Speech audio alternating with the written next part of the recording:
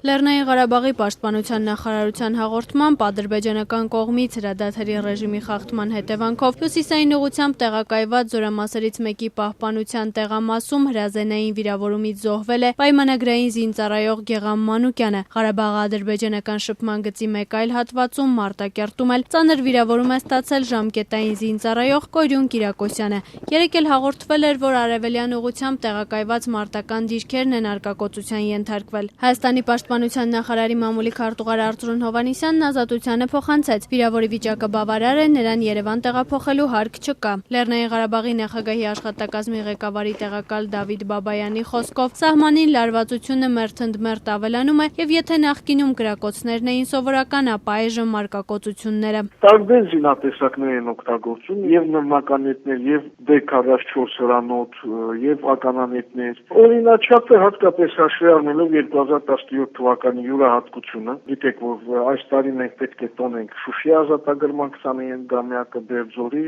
իրենց համար դա հատարակ բանն չէ, իրենք պարտվել են։ Ղարաբաղյան կողմն այսօր հերքեց նաև ադրբեջանական կողմի տարածած այն տեղեկատվությունը, թե երեկ երեկոյան օգտագործելով հրանոթեր եւ տարբեր տրամաչափի ականանետեր արկակոծվել են ադրբեջանական առաջնային դիրքերը։ Դավիթ Բաբայանի խոսքով միջազգային հանրությունը պատշաճ չի արձագանքում ինչպես սահմանային միջադեպերին, այնպես էլ աղմկահարույց այնպիսի դեպքերի, ինչպիսին օրինակ Ռամիլ Սաֆարովի կամ Ալեքսանդր Լապշինի գործն է։ Մենք տեսնում ենք նաև միջազգային իրավունքի այսպես լուրջ մարտահրավերները, որ միջազգային հանրությունը պարզապես չի կարողանում մարտահրավերներին ինչ որ պատասխան տալ։ Եթե համապատասխան արձագանք լիներ, սա կդառնար հերոս եւ ամեն օր սելֆիներով ման կգար Բաքվում, հետո դրանից հետո էլ կլիներ Լապշինի դեպքը։ Ինչ արձագանք։ Արձագանք ընդհանրապես չկա։ Կան միայն լավ մարդկանց, ազնիվ մարդկանց արձագանք, բայց որևէ կառույցի արձագանք մենք չենք տեսնում։ Հիմա եթե կառույցները չեն արձագանքում, ինչ են ուզում մեզնից, որպեսզի ամբողջ ազգով գնանք զոհ դառնանք։ Քաղաքագետ Ստեփան Գրիգորյանը շեշտում է, Ադրբեջանը փաստացի հրաժարվել է բանակցային process-ից ու փորձում է միջազգային հարթակներում ակտիվություն ցուցաբերել։ Գրիգորյանը մի քանի օրինակ է բերում։ Տեսանք, որ փորձում են փակել Հայաստանում ՀՀԿ-ի գրասենյակը, то есть մեկուսացնել աշխարհից Հայաստանին, ինչ է նշանակում փորձում են փակել ստեղի ՀՀԿ-ի գրասենյակը։ Ուզում են կտրել, չէ, աշխարհից։ Լապշինի գործը։ Դուք ոչ միայն անձնականորեն նայեք, ինչ որ մարդու ուզում են վատություն անել ադրբեջանցիք, ոչ։ Առաջերտին իրանք ուզում են Ղարաբաղը ու Հայաստանը մեկուսացնել աշխարհից։ Ադրբեջանը իր դաշնակիցների միջոցով, այսօր իրանց դաշնակիցը ակնհայտ Բելարուսն է, փակում է ճանապարհը Հայաստանի հապկում, որտեղ իրանք անդամ չեն։ Նույնիսկ անդամ չլինելով կարողացան տապալել գլխավոր քարտուղարի ընտրությունը, դուք գիտեք, ռոտացիոն կարգով Հայաստանի ներկայացուցիչը պետք է լինի։ Գիտեք,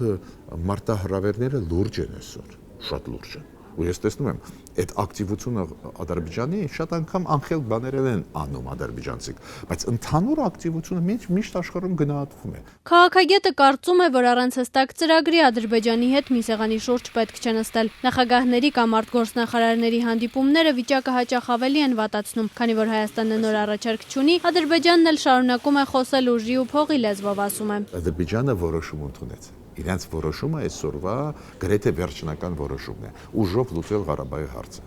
այլ ոչ թե բանակցային մեխանիզմով։ Ու եթե մենք համապատասխան քայլեր չանենք, իրոք նորից կլինի պատերազմ։ Ոնց են պահում դա։ Բանակը շենացնում են, զարգացնում են, կոռուպցիայի դեմ են պայքարում, երկրի ներսում մթնոլորտ են ստեղծում նորմալ։ Այդ ադրբեջանցիք շատ արագ կտեսնեն։ Այլ ոչ թե այն, ինչ որ ես այսօր եմ տեսնում, այդ խայտարակ, ասենք, process-ը նախընտրական կատաստրոֆիկ process, փոխարեն թափանցիկ ընտրություն, լավ ընտրականորեն զգիրք, բայց փոխարեն դրա կամ իսկական պայքար օլիգարխիայի դեմ, իսկական պայքար կոռուպցիայի դեմ, դա այդ դեպքում խելքի կգա երկիրը, չէ՞։ Մարդիկ կուժեղանան, հնարավորությունները կավելանա, դրա փոխարեն մենք այդ ճայիճը տեսնում ենք։